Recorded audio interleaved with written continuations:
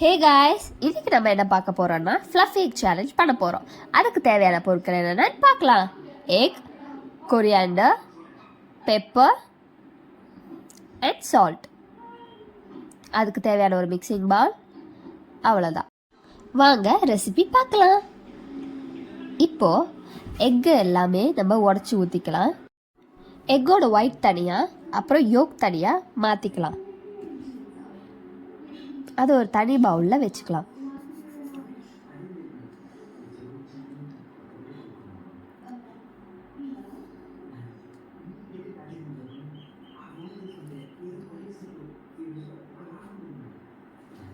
அதுக்கப்புறம் கொஞ்சம் salt add பண்ணிக்கலாம், எக் ஒயிட்லேயும் எக் யோக்லேயும்.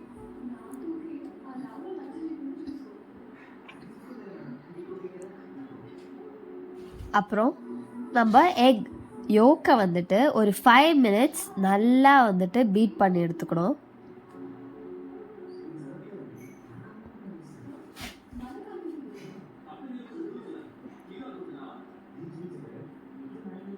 அடுத்து எக் ஒயிட்டை பீட் பண்ணிக்கலாம்.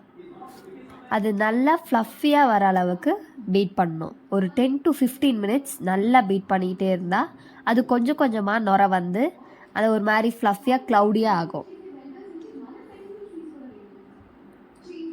இது ஆஃப்டர் 5 minutes, ஒரு 10 minutesக்கு அப்புறம் இது வந்து இப்படி ஆகிடும்.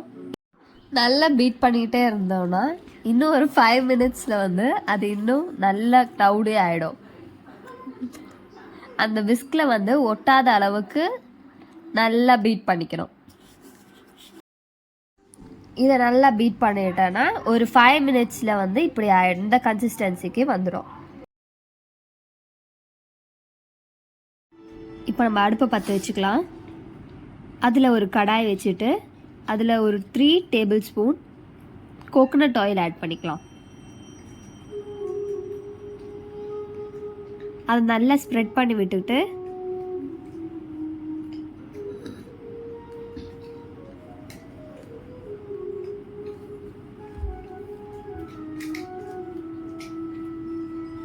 அதில் நம்ம கலக்கி வச்ச எக் யோக் அதை வந்து ஃபஸ்ட்டு ஆட் பண்ணிக்கலாம்.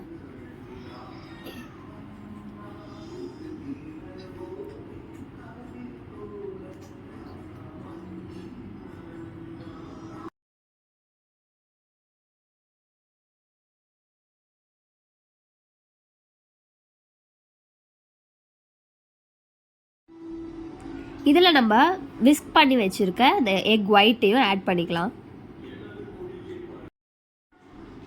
அதை நல்லா ஸ்ப்ரெட் பண்ணி விட்டுக்கலாம்.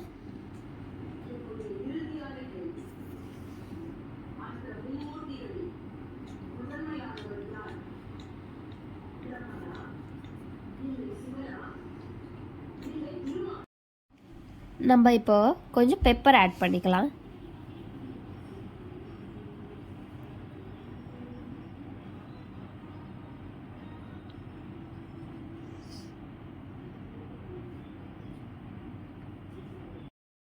நாங்கள் கொஞ்சம் பெப்பர் பவுடர் அதிகமாக ஆட் பண்ணிட்டோம், பட் பரவாயில்ல. ஸோ கொரியாண்டர் லீவ்ஸ் வந்துட்டு கார்னிஷ்காக போட்டுக்கலாம். தென் லிட் போட்டு ஒரு 5 minutes வந்துட்டு மூடி வச்சுக்கலாம். மீடியம் ஃப்ளேமில், மீடியம் டு லோ.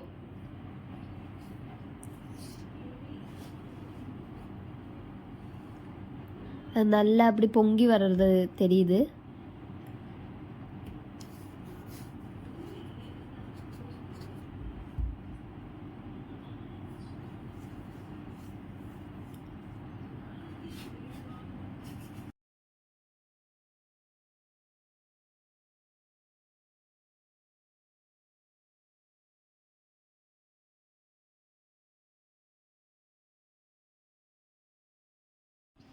யூடியூப்பில் நிறைய பேர் இந்த ரெசிபி பண்ணியிருந்தாங்க. சரி நாங்களும் ட்ரை பண்ணலான்னு பண்ணோம். பார்த்தா நாங்கள் பண்ணப்போ அதில் பெப்பர் ஜாஸ்தியாக போட்டனால அது வந்து பலூன் காற்று போன மாதிரி அப்படியே சுருங்கி போயிடுச்சு. நாங்கள் பிளேட்டிங் பண்ணியாச்சு.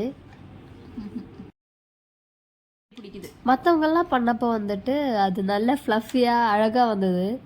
பட் நாங்கள் வந்து டேஸ்ட்டு இருக்கட்டும் சொல்லிட்டு கொஞ்சம் பெப்பர் அதிகமாக போட்டனால மேபி அதனால கூட இருக்கலாம். இப்படி காற்று போன மாதிரியானது. But it's okay. நாங்கள் ட்ரை பண்ணி பார்த்தோம் இந்த ரெசிபியை.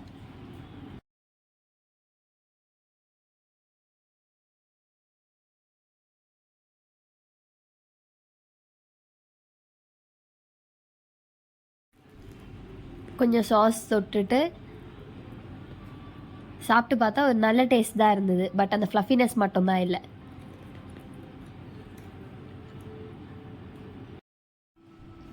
Okay guys, bye, love you all.